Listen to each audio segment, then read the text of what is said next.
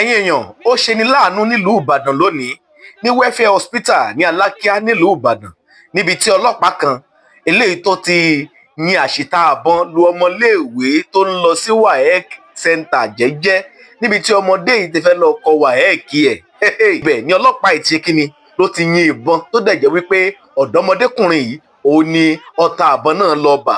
ṣé rí ẹ̀yin èèyàn ìlú Nàìjíríà yìí kò wá tiẹ̀ wá sí nǹkan kan tó ń wọ̀ọ̀kì mọ́. Wọ́n pariwo títí fún àwọn ọlọ́pàá yìí síbẹ̀síbẹ̀ kò sí àtúnṣe kò sí àyípadà kan. Ẹ wo ẹ̀yin èèyàn ó ní mo ní kí n sáré já yín sí bó ti ń lọ nílẹ̀ Ìbàdàn lónìí. Ọ̀gá ọlọ́pàá kan òun náà tiẹ̀ ti jáde ó sọ̀rọ̀ àmọ́ kó tiẹ̀ tó di wípé mo gbé wá kí ni ọ̀gá ọlọ́pàá náà wí. Ẹ̀yin náà ẹ kọ́kọ́ gbọ́ kí ni rògbòdìyàn náà báwo ló ṣe ń lọ. Ó wá ṣe ní láàánú wípé ọ̀dọ́mọdékùnrin náà ó ti gbẹ́mìí mì kó tó di wípé wọ́n gbé délé ìwòsàn. Ẹ wo ó bà nínú jẹ́. Àdúrà mi fún gbogbo èèyàn abiyamọ tẹ́ ń wò mí ni wípé àwọn ọmọ yín àti àwọn ọmọ tèmi náà wọn ò ní ṣìrìn. Àwọn ọmọ wa ò mà ní rìn ní ọjọ́ tí ebi ń pa ọ̀nà. Àwọn ọmọ wa wọn ò ní di ohun àríkọ́gbọ́n burúkú. Ìṣẹ̀lẹ̀ burúkú léyìí o àbí kí ni kí ìyá àti bàbá gbogbo àwọn ará ilé ọmọ yìí kí ni kán máa sọ. Irú ipò wo lẹ̀yin rò wípé àwọn mọ̀lẹ́bí ọmọ yìí ó wà lọ́wọ́lọ́wọ́ báyìí. Ẹ jẹ́ ń jẹ́ àyín sí ẹ jẹ́ ń gbé yín débẹ̀. Ẹ̀yin náà ẹ wá wo fọ́nrán ojú ọlọ́pàá eléyìí tó ṣiṣẹ́ láàbì òun náà lẹ́ ń wò tí àwọn èèyàn gbé kámẹ́rà sí lójú yìí. Tó bá jẹ́ ìgbà àkọ́kọ́ tí ń lélẹ́yìí tẹ́ ń bá ìkànnì pàdé ẹ tẹ subscribe button yín ẹ tẹ notification button yín kí o mọ̀ ta ilé olóbó ẹ jẹ́ ń gbé fọ́nrán náà wá fún yín. Ọ̀rọ̀ náà ó kọni lóminú púpọ̀. Ẹ káàárọ̀ mo report láti welfare hospital near Old Ife Road. We learned that a policemen àwọn policemen pé bí wọ́n ṣe ń lọ wọ́n lé márúwá wọ́n ní márúwá yẹn gba one way so on their way going wọ́n wá yìnbọn fún márúwá ibi tó ti yìnbọn ọmọ tó wà nínú mọ́tò ẹni ẹlẹ́ni gbé ọmọ ẹ̀ lọ sí school bó ṣe ń gbé ọmọ ẹ̀ lọ ni wọ́n ti yìnbọn fún inú mọ́tò yẹn ni this is the boy's blood. This is the boy's blood. I'm reporting from Prince 89.7 FM Ìbàdàn. I'm reporting for Prince 89.7 FM Ìbàdàn. Blood ọmọ yẹn ni àwọn èèyàn ní àwọn márúwá àwọn onímárúwá ni mọ́tò wọn ni these are the policemen. Yeah, these are the policemen. These are the policemen. I'm reporting from Prince 89. Reporting for Prince 89.7 FM. This is welfare hospital. Welfare hospital.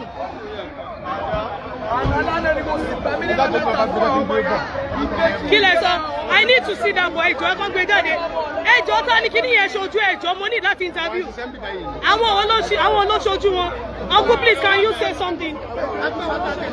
Ẹjọ́ ta ló lè bá mi sọ̀rọ̀ kí ló ṣẹlẹ̀? Okay. Àwọn ọlọ́pàá ló yìnbọn ẹgbẹ̀wọ́. Ọlọ́pàá Nàìjíríà.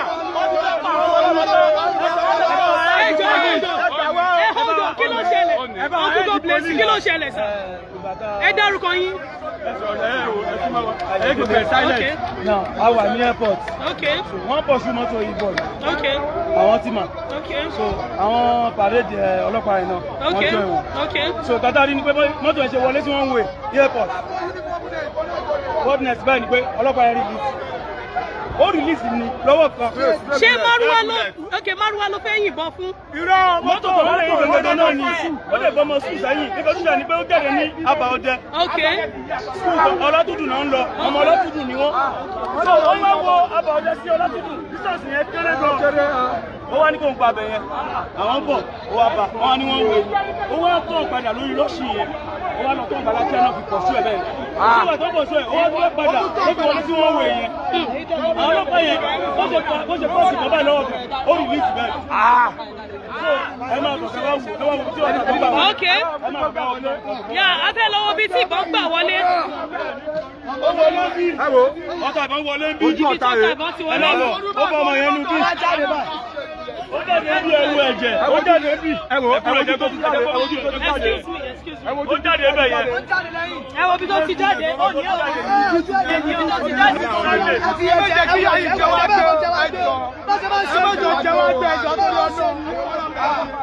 Orí àmì tó wá. Ẹ jọ̀ọ́ ọmọ níbo ló gbé ọmọ yẹn tí mo lọmọ yẹn wà báyìí. Ọmọ ẹ ti kú. Ó ti kú ẹ ti bá. Báwo lẹ́yìn ṣe mọ̀ pé ó ti kú? Wọ́n ti ń gbé bọ̀.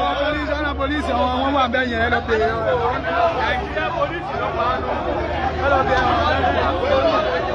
Good morning, sir. Ẹ káàárọ̀, sir. Ẹ káàárọ̀, sir. Good morning, sir.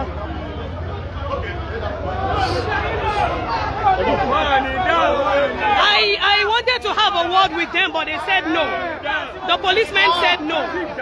That they are not interested in speaking with me. That they are not interested, but we saw the stray bullet. Aribiti bọ̀tí wọlé láàrin ìgboro. It's not the PRO. Okay, you're the PRO, sir. It's not the PRO. Then who is the PRO? Well, I'm trying to get. But he should. Sorry, he should. He's supposed to attend to me. Yes. Oh yeah, please attend to me. Yes. The child is my junior brother child. Good. Thank you.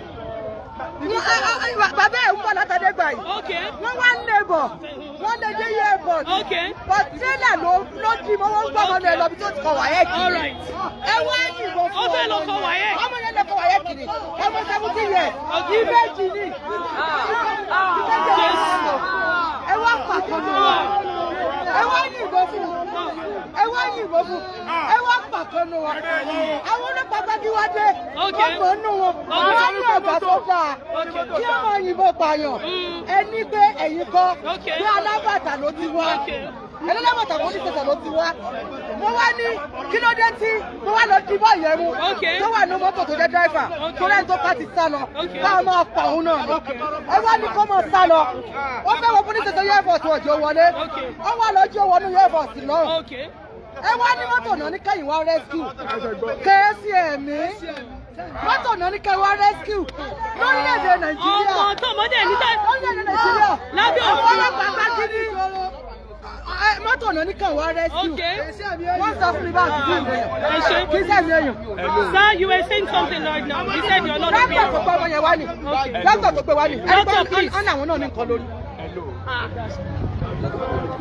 Sorry, doctor, I need to speak with you, please. Hold on. Just hold on. This is the doctor that brought the boy here. This is the boy. This is the doctor. Doctor, what happened? Please, I need to have a word with you. It was a straight bullet. Okay. It hit him the side of his waist. Jesus. And he died by getting from his waist. What happened to your head, please? You need to talk. You need... Of people that use a stick to hit me and my... When you were trying to rescue the boy, right? While I wanted to rescue the boy and the policeman. So the rest ran away. There are 9 in numbers. So the boy is I dead only now. picked only one out of them. So where is he now? Where is he? He's under my custody for now. Okay. Just to bring out peace and calm among the citizens of Nigeria. All right. Please, thank you very much. The division of the police. Skylet. Where is Skylet? It's on those cars. The ASP, the Assistant Commissioner of Police, warned him this morning. He's supposed to be on off. Okay. This morning. So what is he doing on duty? To join those Ottoman. Okay. The problem comes from the Ottoman. Okay. That's normal. Thank you very much, doctor. Your name, sir, please. Your name, please. Dr. Deyoju Ayinla. Okay. Thank you very much. Wait, Now we are still here reporting live at Welfare Hospital. We are told the boy is dead. We are told the boy is dead. This is the car. This is the car, yes, where the stray bullet came to meet the boy. Thank you. Thanks for watching. We want justice for this little boy. Thank you very much. Thank you. Ẹ̀yin èèyàn wa ẹ wá rí i pé ọ̀rọ̀ ìmọ̀ ti wá kọjá abẹ́ o. Ìyẹn nílùú Ìbàdàn ni níta tó mú wáyé ló ti ṣẹlẹ̀ tí ọlọ́pàá fi ń yìnbọn ní àárín ọ̀pọ̀ èèyàn tó fi di pé ìbọn lọ ń ba ọmọ tó lọ ń ṣe exam. Ṣé ti wá rí i pé ọ̀rọ̀ orílẹ̀-èdè Nàìjíríà àfi kí Ọlọ́run Elédùmarè kó mọ̀ọ́mọ̀ ṣọ́ wa o. ǹjẹ́ tó bá jẹ́ pé àwọn ọlọ́pàá ẹ̀ iṣẹ́ tó yẹ kán ṣe náà ṣe ni ṣó yẹ kí ọlọ́pàá tó fi di pé ẹ̀ ń lé mọ́rúwá ẹ̀ ń fìbọn lé ní public láàrin èrò ṣé ẹ ti rí i pé ọ̀rọ̀ yìí ó lágbára o. Àní kí Ọlọ́run kó máa ṣọ́ gbogbo wa ní.